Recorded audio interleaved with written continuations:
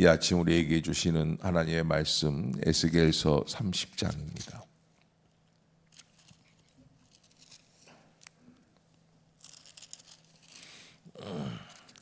한 절씩 교독합시다. 또 여호와의 말씀이 내게 임하여 이르시되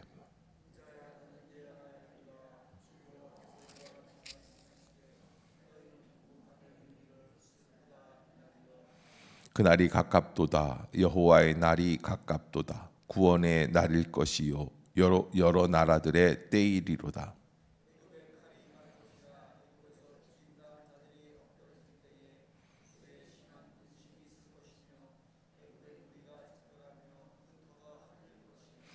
구스와 붓과 롯과 모든 섞인 백성과 국가 및 동맹한 땅의 백성들이 그들과 함께 칼에 엎드러지리라.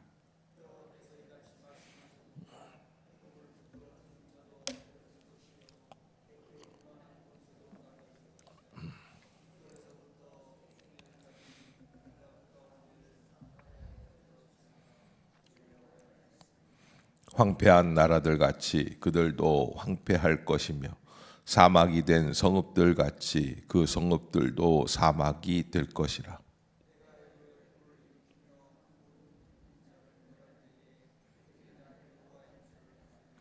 그날에 사절들이 내 앞에서 배로 나아가서 염려 없는 구수 사람을 두렵게 하리니 애굽의 재앙의 날과 같이 그들에게도 심한 근심이 있으리라. 이것이 오리로다.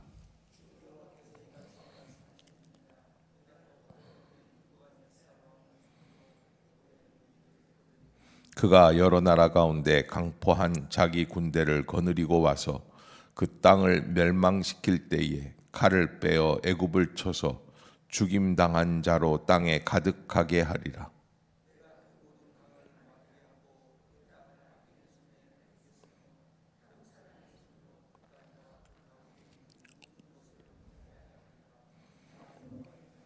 주 여호와께서 이같이 말씀하셨느니라. 내가 그 우상들을 없애며 신상들을 높 가운데에서 부수며 애굽 땅에서 왕이 다시 나지 못하게 하고 그 땅에 두려움이 있게 하리라.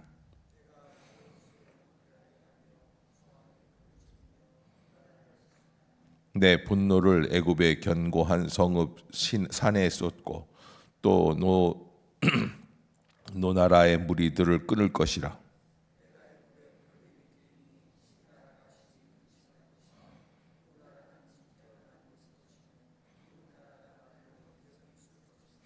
아웬과 바베셋의 장정들은 칼에 엎드러질 것이며 그 성읍 주민들은 포로가 될 것이라.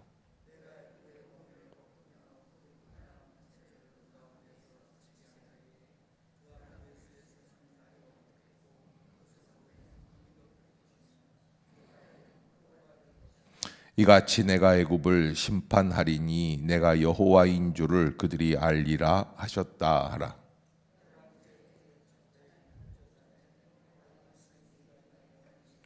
인자야, 내가 애굽의 바로 왕의 팔을 꺾었더니 칼을 잡을 힘이 있도록 그것을 아주 싸매지도 못하였고 약을 붙여 싸매지도 못하였느니라.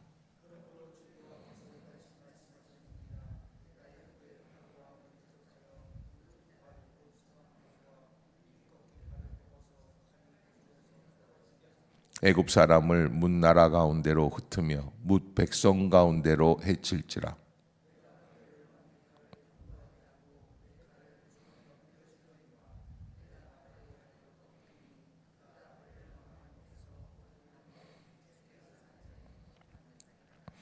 내가 바벨론 왕의 팔은 들어주고 바로의 팔은 내려뜨릴 것이라.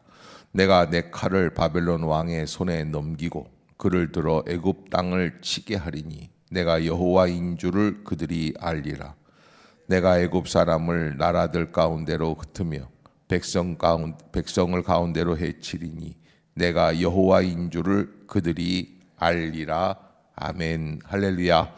이 아침 주의 전을 찾으신 여러분들에게 하나님의 은혜와 평강이 함께 하시기를 축복합니다.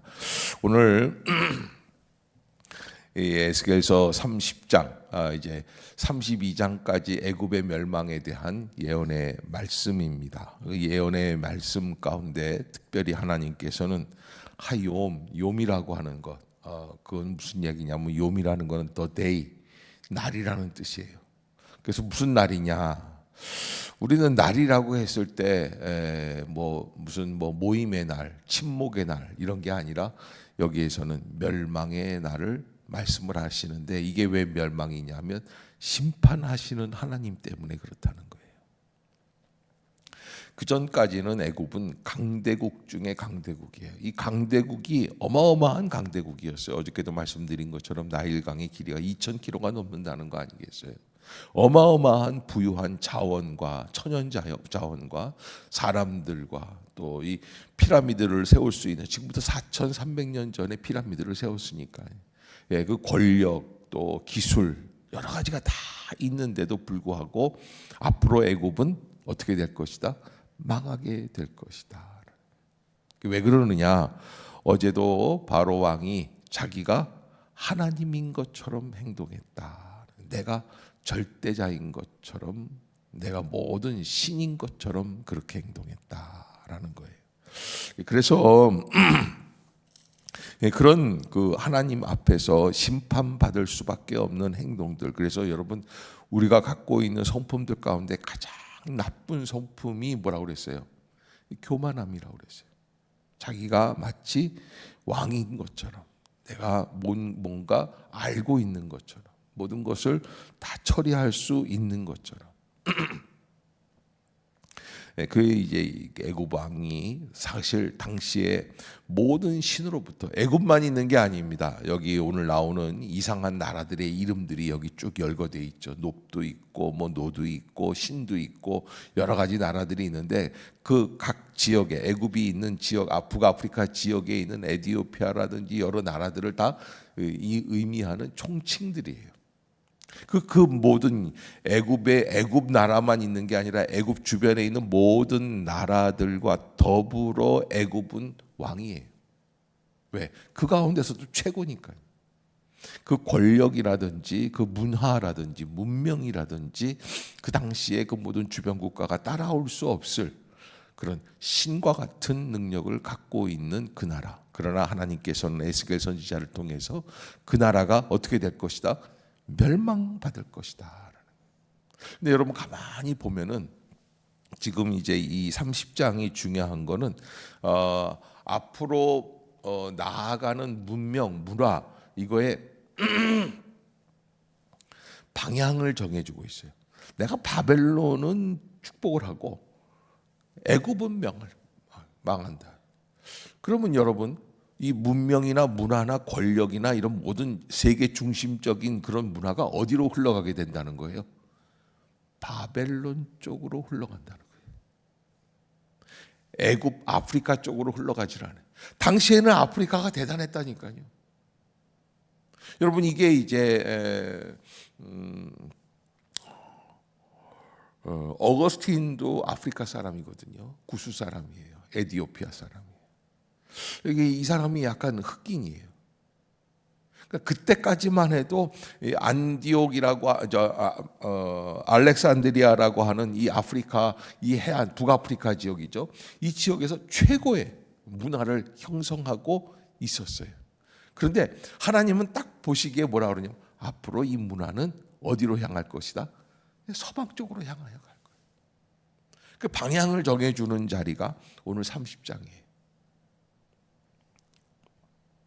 우리가 흔히 그런 이야기를 합니다. 들성 부른 나무는 무엇부터 알아봐요? 떡잎부터 알아본다라는 거예요.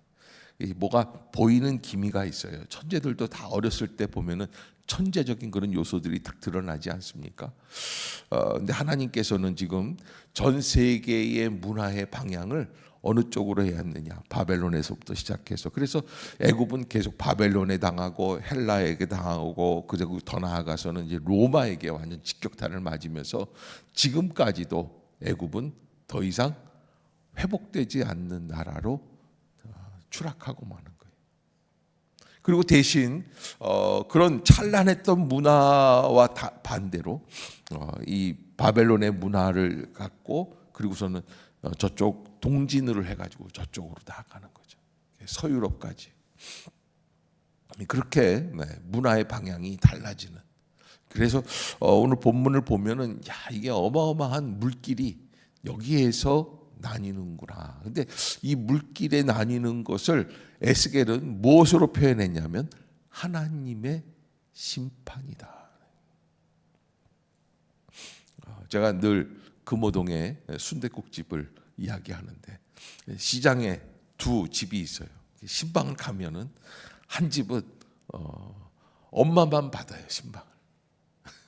아버지는 도망가고 주방에서 순댓국밥 말다가 목사님 오신다고 그러니까 귀찮아요. 어디 갔어요? 술 마시러 갔나 봐요. 네.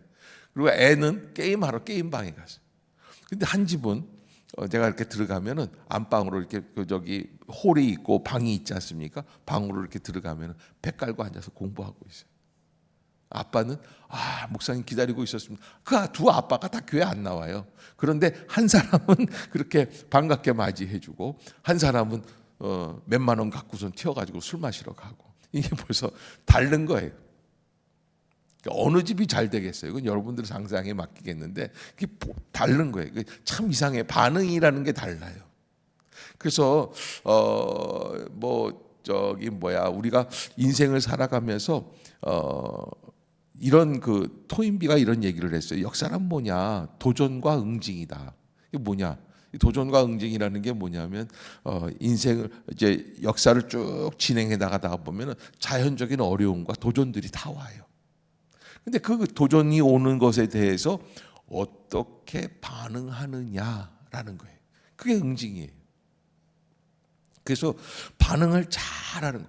여러 가지 어려운 재해들이 있고 나라가 망할 수밖에 없는 위기가 있고 근데 역사를 이어갈 수 있는 민족들은 어떻게 해요? 그때 그것을 잘 이어가고 극복하는 거예요. 따라해 봅시다. 극복하는 나라가 되자. 여러분 가정도 마찬가지예요. 극복하는 가정이에요. 극복하는 교회예요. 극복하는 기업이 돼야 돼요. 그래야 살아남는다는 거예요. 그러면 극복하려면 어떻게 해야 돼요? 교만하지 말아야 돼요. 겸손해야 돼요. 그래야 극복할 수 있어요. 겸손함은요 절대 극복 못할 것도 극복하게 돼요. 아멘. 그런데요 교만함은요 그건 극복이 안 돼요. 그냥 직격탄을 맞게 돼 있어요.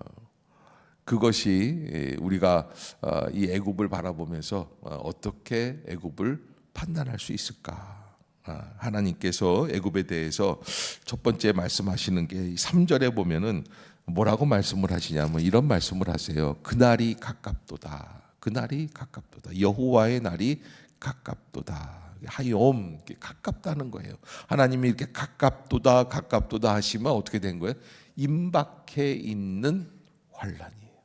어제도 말씀드린 것처럼 두로와 시돈을 10여 년 동안 포위하고 있었기 때문에 그 포위한 그것에 있어서 아무런 보상을 얻지 못한 바벨론을 어디로 보내신다는 거예요? 애굽으로 보내서 거기에서 다 빼앗아 가게끔 하겠다는 거예요. 그렇게 멸망이 눈앞에 와 있는데 애굽은 자기네 나라는 절대 안 망한다라는 원칙을 가지고 있는 그거는 근거 없는 믿음입니다. 망할 수밖에 없어요.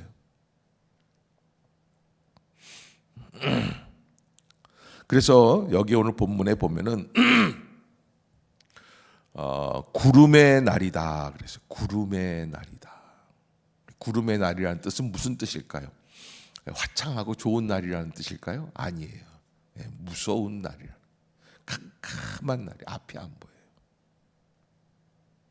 여러분 이게 사막 같은 데 가보면은 이제 모래바람, 모래 태풍이 막 일어오면서 그 시커먼 모래 태풍이 구름처럼 대지를 덮으면서 막 오고 있는 그런 장면들이 영화에 있죠. 그런 날이 된다는 거예요. 그러면서 3절 후반부에 보면은 뭐라 그러냐면 여러 나라들의 때다. 그러니까 애굽만 망하는 게 아니에요.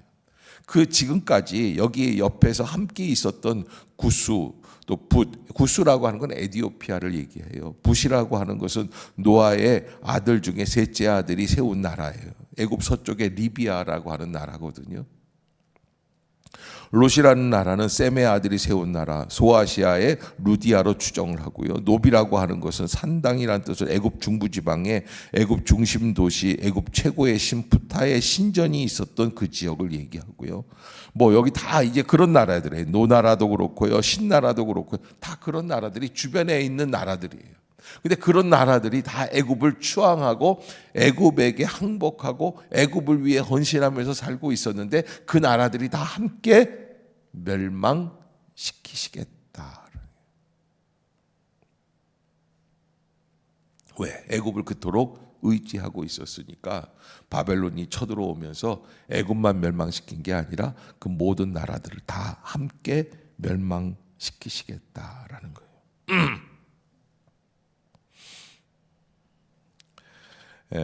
특별히 오늘 이 본문에서 우리에게 주고 있는 메시지 중에 한 가지는 그날이 가까우고 그러기 때문에 그날 여기는 뭐라 그러냐면 2절 같은 데 보면 이와 같이 말씀하시되 너희는 통곡하며 이르기를 슬프다 이 날이여 하라. 사실 여러분 누군가 무슨 병원에 갔는데 이게 지금 뭐 말기 암입니다. 아니면 뭐 끝날 것 같습니다. 이제 뭐 생존율이 뭐 30%고 3개월밖에 안 남았습니다. 그런데 이거 안 믿으면 어떻게 돼요? 참 웃기고 있네 이 사람. 그리고 그냥 가면 되는 무시하는 거예요. 그런데 하나님이 이렇게 말씀하신 이 의미는 뭐냐면 지금 보이는 현실을 믿지 말고 말씀이 선포하는 미래를 믿으라는 거예요. 지금 보이는 현실로서는 애굽은 어때요? 강대국이에요. 전 세계 열방의 최고의 나라, 제국이에요. 그런데 하나님은 뭐라 그래요? 아무리 건강하고 튼튼한 나라처럼 보인다고 해도 이거는 멸망밖에는 남아있지 않다. 그러니까 슬퍼하며 통곡하며 괴로워하라는 거예요. 왜? 말씀이 주고 있는 미래를 믿으라는 거예요. 여러분 사실 5분 후를 장담할 수 있는 존재가 없어요. 이럴 수 있어요. 이 본문 맥락에서 우리가 이런 얘기를 잠깐 해볼 수 있는데 그게 뭐냐면 하나님, 아니 왜 저 니느웨가 멸망한다고 그래가지고서는 가가지고서는 선지자가 예언하니까 회개를 했어요. 망했어요, 안 망했어요? 안 망했잖아요. 자, 어떻게 돼요? 그 요나는 왜 안 망하냐고 또 그러고서 뭐 거기서 그냥 안 망하게 한다고 또 막 뭐라고 그러지만 안 망했잖아요. 그런데 이 말씀은 무슨 말씀이냐? 사실은 인간은 죄의 틀에서 변화되기가 어렵다. 불가능할 정도로. 그래서 로마서 3장에 뭐라고 그래요? 의인은 없나니 하나도 모든 사람들이 죄를 범하였음에 하나님의 영광에 이르지 못한다는 결정적인 이야기들이 있어요. 그만큼 하나님께서 지금 우리 앞에 놓여 있는 멸망을 바라보면서 이거 이룰 수밖에 없다라는 예언을 하시는 거예요. 그러니까 슬퍼하고 통곡하며 엎드릴 수 있고 겸손하게 낮추라는 거예요. 그것이 우리가 가야 할 길이라는 거예요.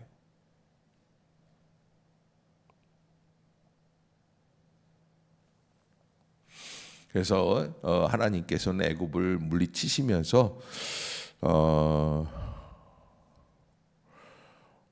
뭐 여러 가지 일들을 하시는데 13절을 보면은 애굽을 멸망시키시는 가장 중요한 원인들 그게 뭐냐? 13절 시작. 주 여호와께서 이같이 말씀하셨느니라 내가 우상들을 없애며 신상들을 높 가운데서 부수며 애굽 땅에서 다시 나지 못하게 하고 그 땅에 뭐예요? 우상을 숭배하는 신앙, 우상을 숭배하는 문화, 우상을 숭배하고 우상화된 권력 다 어떻게 하시겠다는 거예요? 물리치시겠다는 거예요. 절대적인 개념이라는 게 없어요. 그러게 여러분, 우리 이 신앙인들은 어떠한 문화나 우리가 예수 그리스도를 믿으면서 어디 저기 무슨 아이돌 스타들 팬클럽에 가입해서 너무 극성스럽게 막 그걸 막 그렇게 하는, 이거 안 맞아요. 우리에게는 또 정치 이데올로기에 막 매여가지고서는 저 진보 쪽이든지 보수 쪽이든지 나는 거기에 목숨을 걸고 나는 그 사람 아니라는 거예요. 그런 거는 절대. 아멘. 우리는 어느 쪽에도 휩쓸리면 안 되는 거예요. 우리는 어디에 있어요? 우리의 아이돌 스타는 누구예요? 예수 그리스도예요. 바르게 가야지 된다는 거예요. 왜냐하면 하나님은 우상화되어 있는 권력을 다 없애시겠다는 거예요. 그래서 18절에 보면은 이런 말씀을 하세요. 내가 애굽의 멍에를 꺾으며, 지금까지 애굽이 다른 나라들을 욱박지르고 겁박했던 멍에들을 꺾으며 그 교만한 권세를 그 가운데서 그치게 할 때에, 여기 아주 그냥 하나님이 아주 그냥 통렬하게 말씀을 하시는데, 교만한 권세라는 거예요. 왜? 이게 애굽은 겸손할 필요가 없는 나라예요. 갖고 있는 게 워낙 강하니까. 그런데 그 겸손할 필요가 없었던 그 나라도 어떻게 된다? 망한다는 거예요.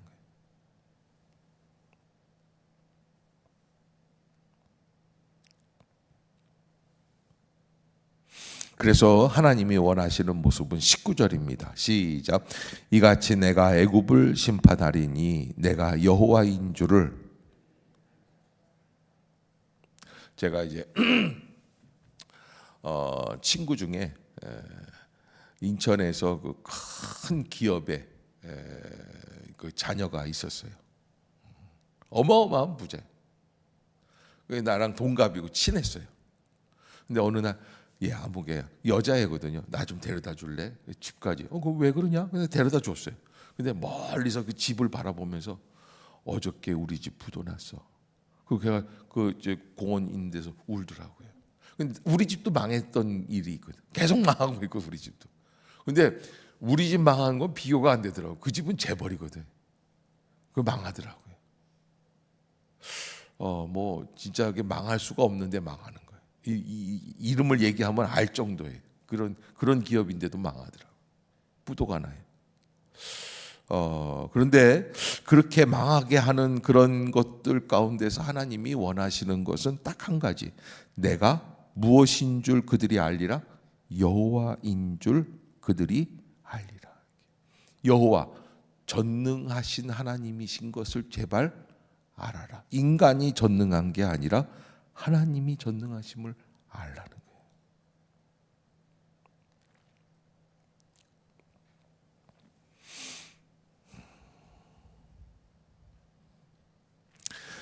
하나님은 앞으로 어떤 방향으로 이끌어 가실 것인가. 24절 시작. 내가 바벨론 왕의 팔을 견고하게 하고 내 칼을 그 손에 넘겨 주려니와 내가 바로의 팔을 꺾으리니 그가 바벨론 왕 앞에서 고통하기를 죽게 상한 자의 고통하듯 하리라. 아멘. 그래서 여러분, 이게 갈림길이에요. 항상 갈림길이에요. 막 기도를 해주는데 잘 안 되는 사람이 있어요. 기도를 해주면 해주는 대로 잘 되는 사람이 다 달라. 그릇 크기가 다르고, 특별히 여러분 장독대에 항아리에 비가 막 쏟아져요. 그래도 어떻게 해야 그 항아리가 채워질 수 있어요? 뚜껑을 열어놔야지. 열린 마음. 그러지 않으면 안 돼요. 그래서 이게 열린 마음이라는 게 뭐냐면 하나님 앞에서 하나님을 하나님 되게 하고 내가 겸손하게 엎드리는 거예요. 달라요. 그러니까 하나님이 뭐라 그러냐면 팔을 아예 꺾어버리시겠다.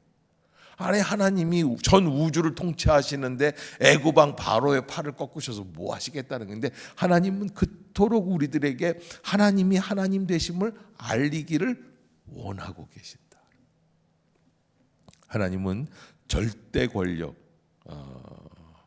앞으로 그런 의미에서 러시아는 이미 갖고 미국이나 중국이나 두 나라가 다 절대 권력화되고 있는데 그 두 나라가 좀 아마 팔이 꺾이지 않겠나, 나는 그렇게도 한번 봐요.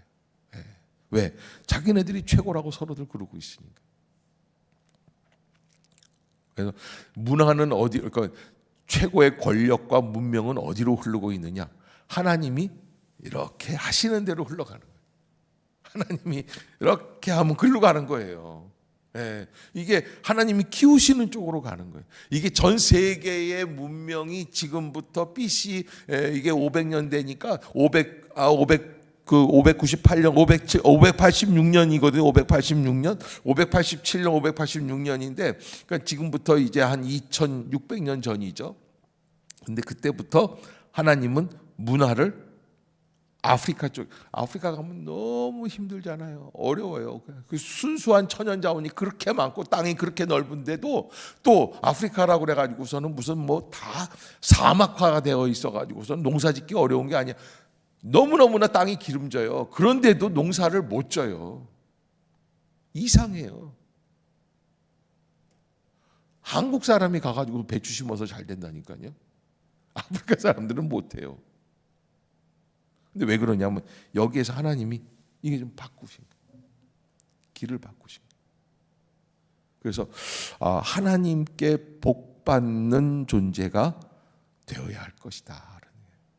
그 가장 주된 원인은 어디에 있습니까? 교만과 겸손에 있다. 근데 이게 내가 다 아는 것 같고 내가 뭔가 권력이 있고 이러면 겸손하기가 어려워. 그만큼 어려워. 너무너무 어려워요. 애들이 소꿉장난하고 막 그런 거 보고 있으면 어른은요, 보고 있으면 어때요? 우습지. 꼭 그런 것처럼 우리가 하나님 앞에서 어떻게 살아가야 할 것인가. 내가 바벨론 왕의 팔은 들어주고 바로의 팔은 내려뜨려. 에스겔이 왜 이런 예언을 하겠어요? 그런데 이 예언대로 세계가 바뀌고 있어요. 하나님이 그렇게 말씀하셨다라는 거예요. 그래서 여러분, 앞으로 어느 교회가 잘 될 것이냐, 어느 교회가 잘 될 것 같아요. 우리 교회라고 그러지만 하나님이 이렇게 하시면 되는 거예요. 그 가정도 마찬가지예요. 우리가 수백 가정이 있어도 그 가운데 어떤 가정이 잘 될 것이 하나님이 이렇게 인도해 주시는 거예요. 하나님이 슬쩍 이렇게 밀어주시면 되는 거예요. 그러면 뭐 거기서 대단한 일들이 벌어져요. 여러분, 우리가 남의 말 하기는 쉽습니다. 그러나 하나님 앞에서 먼저 나를 바라보고 내가 하나님 앞에 엎드리고 내가 하나님 앞에 깨어있고 하나님을 사랑하고 그 무엇과도 바꿀 수 없는 그 은혜 가운데 거하는 그 마음으로 승리하시는 우리 모두가 될 수 있기를 주의 이름으로 축복합니다. 기도하겠습니다. 사랑의 하나님, 은혜를 감사합니다.